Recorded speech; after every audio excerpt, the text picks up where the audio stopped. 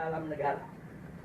Yang kedua, jangan pernah berikan ruang kepada kelompok fundamentalis di media-media resmi mainstream tingkat nasional. Yang ketiga, yaitu jangan pernah memberitakan segala kebaikan sebesar apapun yang dilakukan oleh kelompok fundamentalis. Yang berikutnya, setiap kesalahan sekecil apapun yang dilakukan oleh kelompok fundamentalis harus diviralkan, harus disebarluaskan, dan harus diulang-ulang. Nah, supaya itu melekat di hati masyarakat bahwa mereka adalah orang-orang yang tidak layak untuk diberikan tempat di kita punya negeri atau di negeri Islam.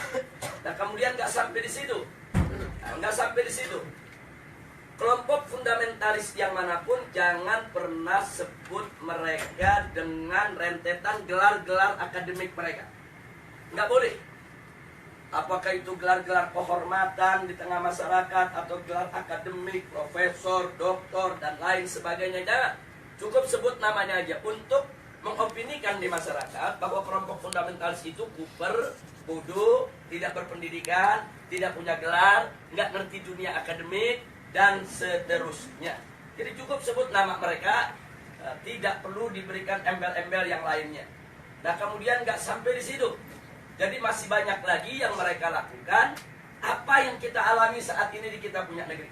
Nah, bagaimana para habaib, para ulama kita, bagaimana tokoh-tokoh kita di Majelis Ulama Indonesia, yaitu mereka kerdilkan, mereka kecilkan, mereka recehkan, mereka hina-hina, bahkan mereka mencoba mencari kesalahan-kesalahan, bahkan kalau nggak ada kesalahan, kan buatlah fitnah-fitnah yang bisa diterima oleh masyarakat tentang mereka. Dan ini akan mereka lakukan terus. Jadi artinya bagaimana cara menghabisi kelompok fundamentalis?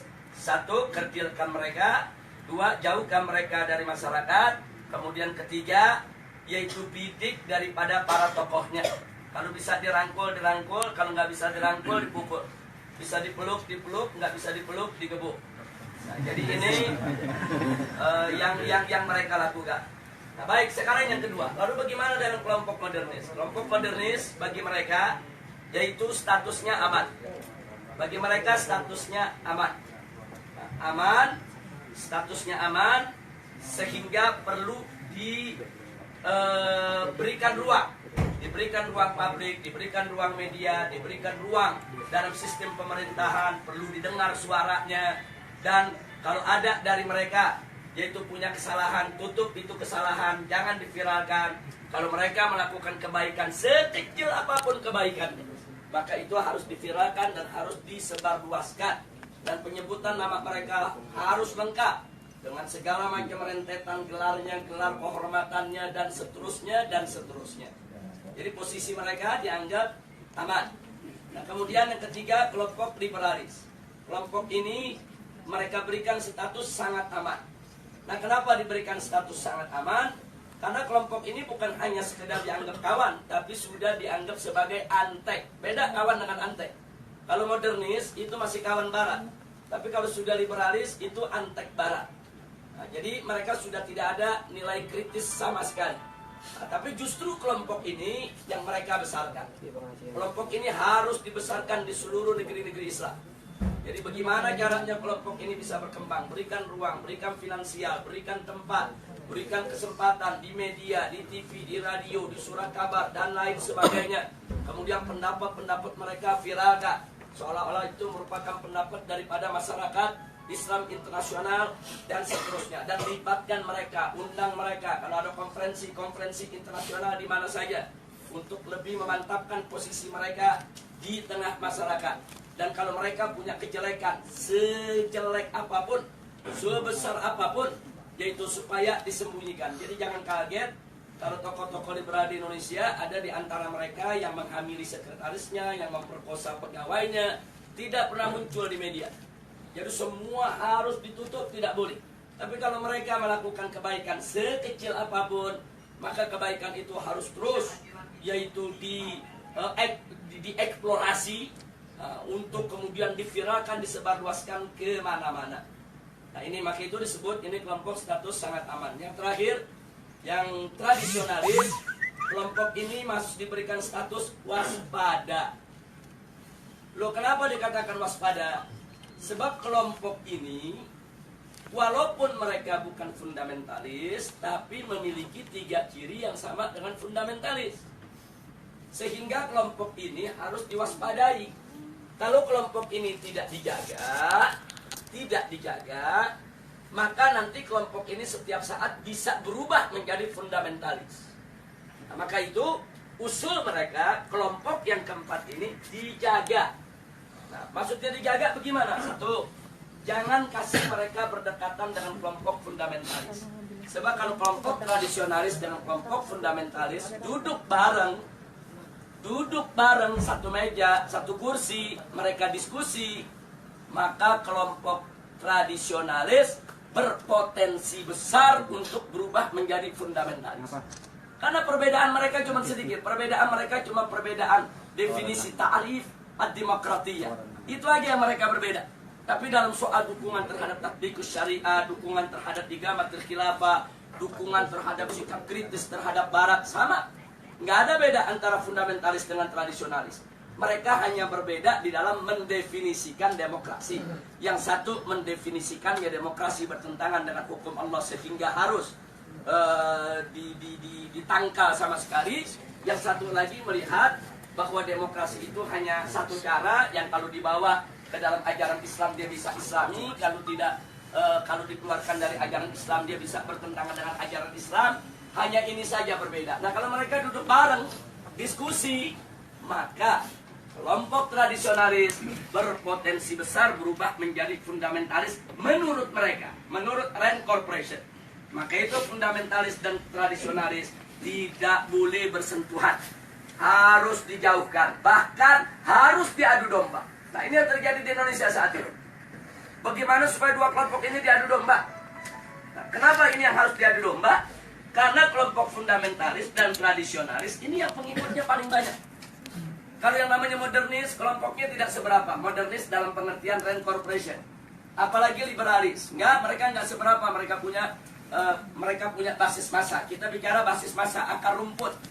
Nah, yang memiliki basis massa akar rumput yang sangat kuat hanya kelompok fundamentalis dan kelompok tradisionalis. Maka itu kalau ini bersatu, ini akan menjadi satu kekuatan umat Islam yang maha dahsyat, yang bisa merontokkan kekuatan mereka, sehingga mereka akan melakukan berbagai macam upaya bagaimana dua kekuatan ini untuk tidak bersatu. Nah, itulah sebabnya aksi 212 di mata mereka ini merupakan persatuan antara fundamentalis dan tradisionalis. Dan mereka sangat panik, mereka sangat kalap, karena yang masuk dalam aksi 212 itu dari semua elemen umat Islam. Apapun organisasinya, apapun partai politiknya, apapun mazhab pemikirannya, mereka datang, mereka tidak tanya Anda NU, Anda Muhammadiyah, Anda FPI, enggak. Mereka enggak nanya Anda P3, Anda PKS, Anda PKB, enggak. Mereka enggak nanya. Mereka enggak nanya mazhab, Anda Syafi'i, Anda Hambali, Anda enggak. Mereka enggak nanya Anda ini termasuk yang Aswaja, yang Wahabi, atau yang Salafi dan lain. Enggak ada. Mereka hanya tahu Anda Muslim, saya Muslim, kita datang untuk bela Islam. Justru ini yang menakutkan musuh. Nah, karena ini membuat mereka panik dan mereka kalap. Akhirnya semua tokoh-tokoh yang terlibat dalam aksi 212 mereka kriminalisasi. Sebagian ada yang dimakarisasi, sebagian ada yang diterorisasi, sebagian ada yang dikriminalisasi, yang diterorisasi. Umpamanya Ustadz Bakhtiar Nasir dikait-kaitkan gerakannya dengan ISIS, dengan sumbangan untuk teroris dan lain sebagainya. Ini namanya terorisasi. Nah, sedangkan makarisasi seperti Kiai Khattah, Muhammad Al-Khattah yang saat ini ditahan dan dipenjara. Nah, ini dikait-kaitkan dengan inilah gembong yang membuat makar, inilah yang ingin menggulingkan pemerintah dan lain sebagainya. Ini namanya makarisasi. Nah, sedangkan kriminalisasi, aneka ragam tindak yang dianggap pidana itu dinisbahkan kepada para aktivis kita. Nah, jadi sekali lagi bahwa langkah-langkah kriminalisasi, kemudian makarisasi, terorisasi Ini merupakan jalan yang mereka ambil saat ini untuk membuyarkan kesatuan daripada umat Islam. Maka itu saya minta kepada segenap umat Islam, khususnya kepada thalabah yang ada di Madinah ini khususnya secara istimewa adalah antum semua, baik mukimin maupun pekerja dan lain sebagainya. Yuk kita rapatkan barisan dan yuk mari sama-sama kita aktif di dalam perang opini. Jadi jangan pernah kita lalai. Jadi jangan lupa, ini handphone yang Anda pegang ini di zaman sekarang bisa menjadi senjata yang luar biasa. 3-4 tahun yang lalu, itu manakala gerakan kita digembosi oleh televisi mainstream yang ada di Indonesia, kita nggak berkutik. Digembosi koran, digembosi majalah, digembosi televisi, kita tidak berkutik. Kenapa? Karena saat itu media televisi adalah media yang paling kuat, adidaya, paling berkuasa untuk membentuk opini. Nah, sementara yang memiliki televisi itu hanya konglomerat. Nah, mereka yang punya uang banyak, karena operasional untuk sebuah televisi itu bisa ratusan miliar. Nah, jadi kita nggak berkutik. Jadi semua opini di kita punya negeri itu dibentuk oleh para konglomerat yang pemilik daripada televisi tersebut. Tapi alhamdulillah 3 tahun terakhir ini ada perubahan, terobosan teknologi yang luar biasa. Munculnya WA, Instagram, kemudian medsos yang lainnya. Ini membuat bahwa penguasaan opini tidak lagi didominasi oleh konglomerat. Bahkan masyarakat biasa cuman modal handphone, beli pulsa di Indonesia 5.000 perak, dia bisa bikin opini. Modal 5.000 perak, foto sana, foto sini, rekam sana, rekam sini. Mereka viralkan dari grup ke grup. Bahkan kadang-kadang banyak orang mendapatkan berita lebih dulu dari WA ketimbang dari TV. Lebih dulu dari WA ketimbang dari radio. Lebih dulu dari WA ketimbang dari majalah dan koran. Nah, ini luar biasa. Artinya apa? Dalam kondisi yang seperti ini, alhamdulillah umat Islam ini pandai menggunakan kesempatan. Jadi kita lihat secara tidak direncanakan, tidak ada rapatnya, tidak ada musyawarahnya, tidak ada pendaftarannya, tahu-tahu muncul Laskar Cyber Muslim. Netizennya nggak main-main itu, yang mendukung itu. Itu kalau ada satu akun menyerang Islam, itu bisa ada jutaan akun nyerang balik kepada bersangkutan. Jadi artinya ini kan nggak ada kan kantor Laskar Cyber Muslim, nggak ada. Siapa pemimpinannya, ketua umum Laskar Cyber Muslim, nggak ada. Ini muncul begitu aja di dunia media. Tapi jangan lupa, justru Laskar inilah yang berjasa besar dalam setiap aksi bela Islam yang ada di Indonesia. Jadi mereka yang memviralkan berita, mereka yang buat pertahanan opini, mereka yang bentuk opini. Kalau ada opini-opini buruk terhadap para ulama, para kiai, mereka yang memendung, mereka yang hantam balik, dan seterusnya dan seterusnya. Dan kekuatan mereka dahsyat.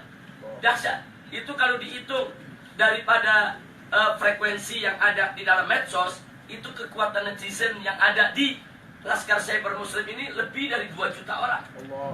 Jadi nggak main-main, mereka bisa bentuk opini. Nah, ini yang mesti kita jaga, ini yang mesti kita satukan. Nah, makanya di negeri kita, Indonesia, sekarang begitu mereka kalang kabut melihat serangan medsos, mulailah ada undang-undang untuk membatasi medsos. Bikin aturan-aturan supaya medsos nggak sembarangan. Iya, karena mereka kalah. Kalau mereka menang, mereka nggak bikin aturan. Sama dengan kemarin di Jakarta, pada saat ada pilkada, begitu mereka kalah spanduk, KPU bikin aturan. Di putaran kedua tidak boleh ada spanduk, karena udah kalah spanduk. Loh, kenapa bisa kalah? Karena di masyarakat Jakarta secara sendiri-sendiri, bukan dibayar oleh calon gubernur. Mereka bikin spanduk di mana-mana. Jadi spanduk calon yang seberang sana kalah banyak. Akhirnya bikin aturan nggak boleh ada spanduk. Nah, jadi seperti itulah cara mereka. Pokoknya mana yang kira-kira merugikan mereka, mereka bikin aturan nggak ada. Jadi mereka berani berbuat curang secara terang-terangan.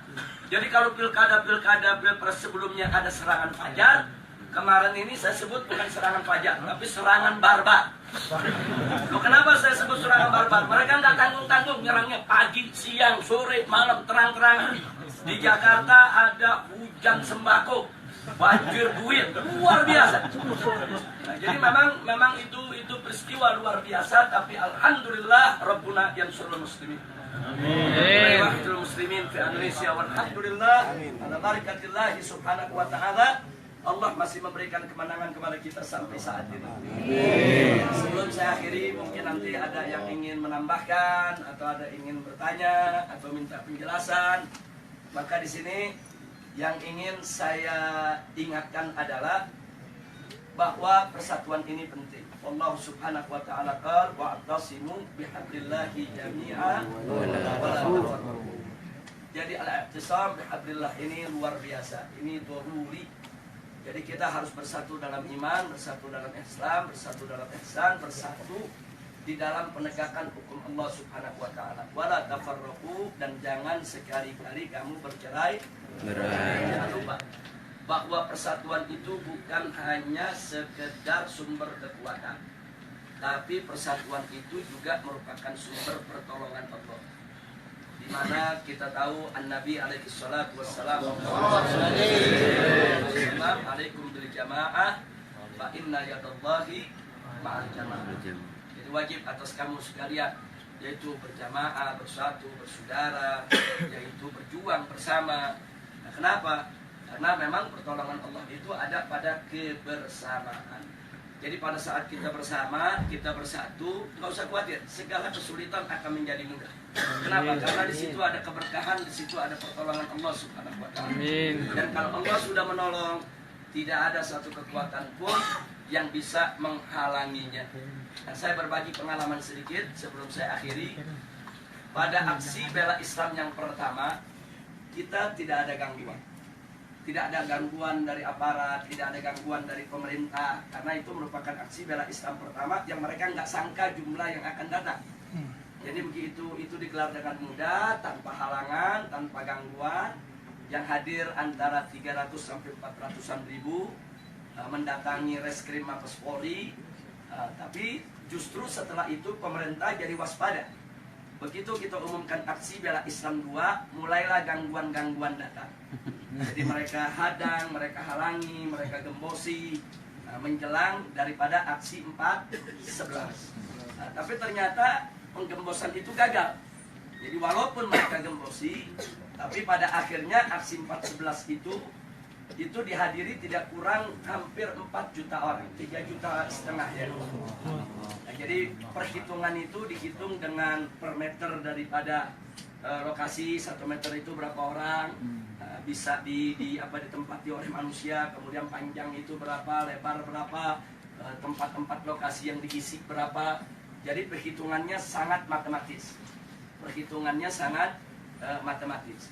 Nah kemudian setelah 4/11 digelar, ternyata memang umat yang datang begitu banyak, pemerintah lebih berhati-hati. Begitu diumumkan 212, mereka mulai secara terang-terangan melarang. Waktu 4/11 masih nggak terang-terangan, masih himbauan-himbauan. Tapi begitu 212 jelas-jelas mereka melakukan larangan, bahkan teror dan intimidasi. Jadi pesantren-pesantren didatangi, kiai-kiai didatangi, dibujuk, dirayu supaya tidak turun dengan berbagai macam iming-iming. Dan kalau yang nggak mau, tetap mau turun juga, mereka teror, mereka intimidasi, mereka takut-takuti dan lain sebagainya. Bahkan perusahaan bis di mana-mana, khususnya Jakarta, Sumatera, itu diteror, diancam akan dicabut. Mereka punya lisensi, mereka punya izin trayek, karena mereka berani mengangkut umat Islam ke Jakarta. Jadi sudah digembosi habis-habisan. Secara logika 212 gagal.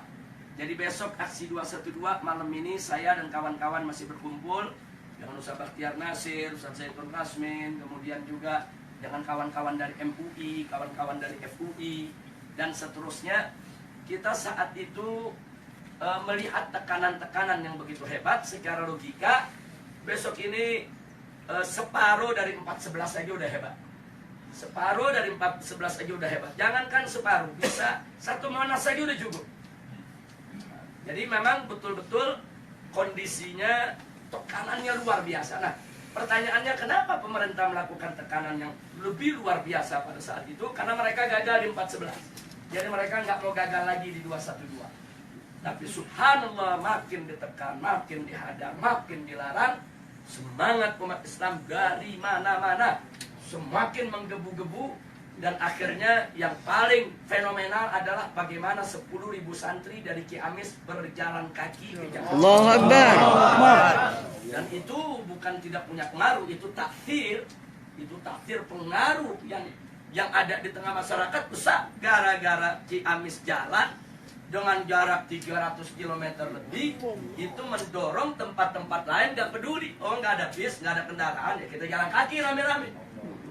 Ini di luar dugaan. Dan besoknya yang hadir itu hampir 8 juta orang, 7 juta orang lebih.